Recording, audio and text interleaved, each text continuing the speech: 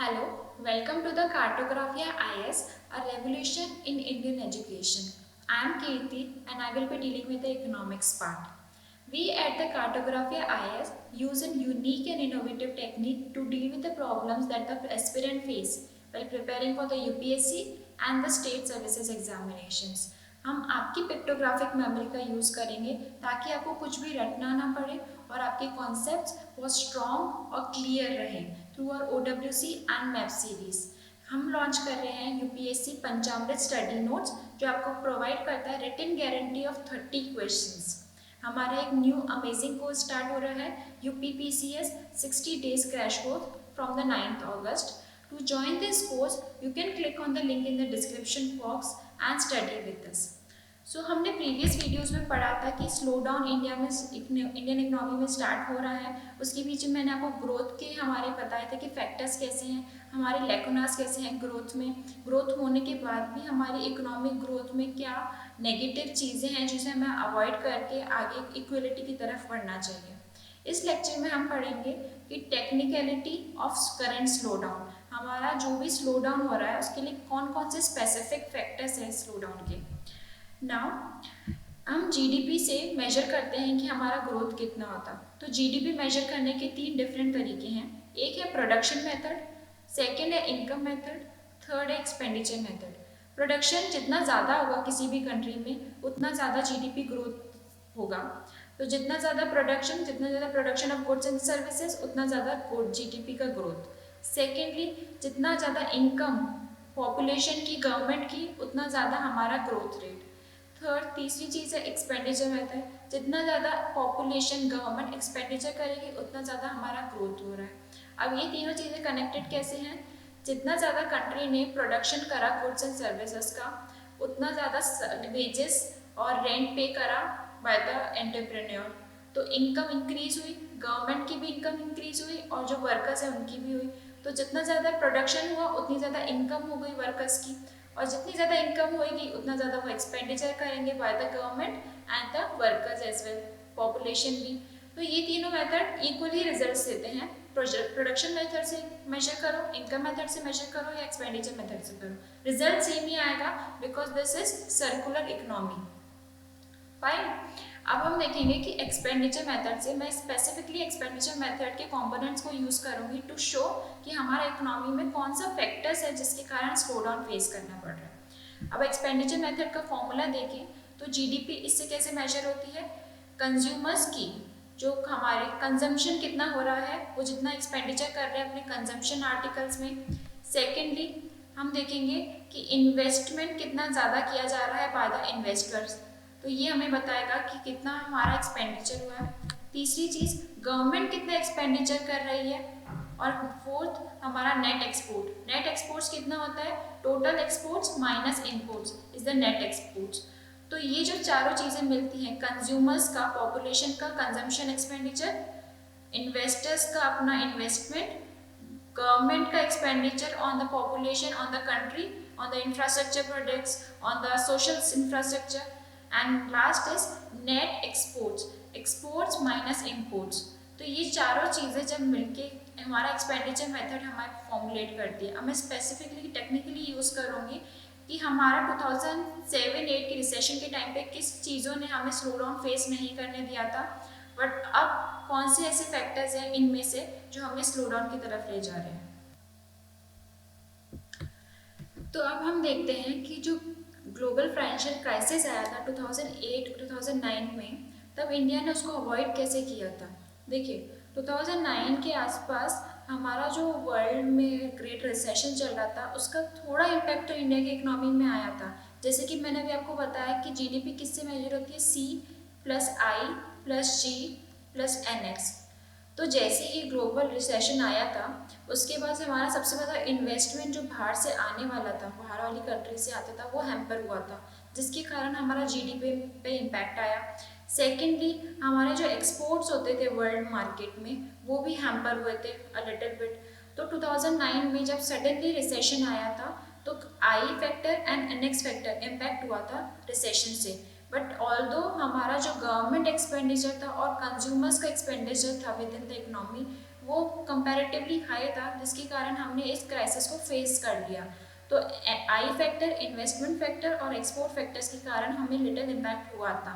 But 2010-11 के आसपास देखें तो हम नॉर्मल हो गए थे। Our economy was soon back to the 9 to 10%, that is a quite high figure. So 2009 से 11 तक हम 9 to 10% पे इकोनॉमी पे ग्रोथ कर रहे थे।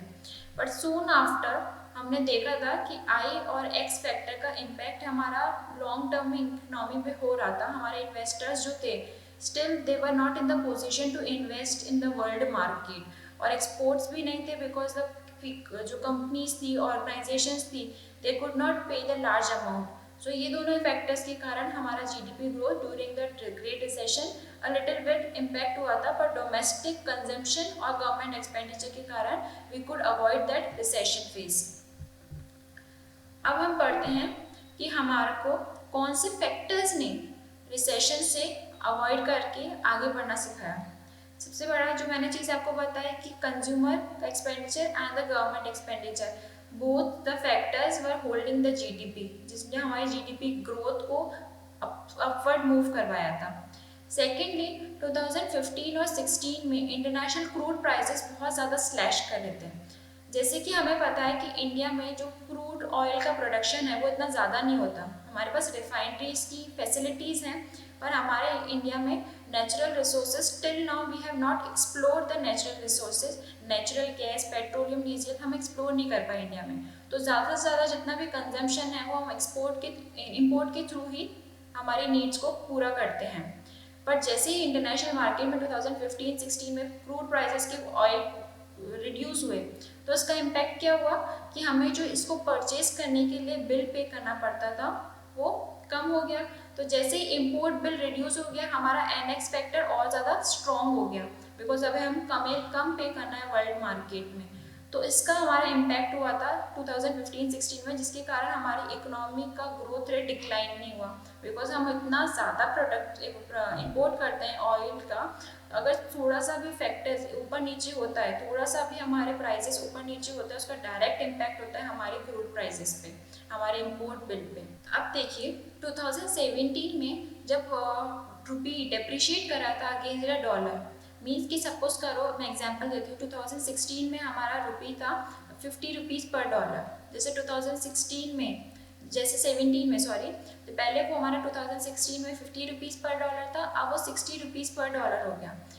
जैसे ही रुपी की प्राइस डिप्रिशिएट हुई अगेंस्ट द डॉलर, तो जो बाहर वाली कंट्रीज़ में इंडिया के गुड्स की जो कंजम्पशन थी वो इंक्रीज़ हो गई, बिकॉज अब उनको चीप पड़ रहा है इंडिया के गुड्स को परचेज करना। तो जैसे ही डेप्रिशिएट हुआ रुपी अगेंस्ट द डॉलर्स, इंडिया के एक्सपोर्ट्स इंक्रीज हो गए, जिसके कारण इंडिया की ग्रोथ रेट हाई थी। ठीक है, तो पहला फैक्टर हमने देखा कि हमारा कंजम्पशन एंड गवर्नमेंट का एक्सपेंडिचर दोनों ही during the global financial crisis high था, जिसके कारण हमारा एनएक्स फैक्टर को और आई फैक्टर को हम अवॉइड कर सके। दूसरी चीज़, जैसे ही क्रूड प्राइसेस का फॉल हुआ, हमारा इम्पोर्ट बिल रिड्यूस हो गया, because of that we could avoid the global financial crisis. तीसरी चीज़, हमारा जब रुपी डेप्रिशिएट किया अगेंस्ट द डॉलर्स, तो इंडिया के एक्सपोर्ट्स इंक्रीज हो गए, और इंडिया के एक्सपोर्ट्स इंक्रीज होने का फैक्टर ये हुआ कि हमारा NX factor again become the strong. चौथी चीज़ हम देखेंगे कि during this point of time government ने बहुत एक्सपेंडिचर किया था सोशल सेक्टर्स पे। मीन्स कि जैसे हमने देखा होगा 2015 में सॉरी, जब गवर्नमेंट ने कौशल विकास योजना लॉन्च की थी, स्किलिंग प्रोग्राम्स बहुत सारे लॉन्च किए थे। ये क्या है? सोशल सेक्टर्स है।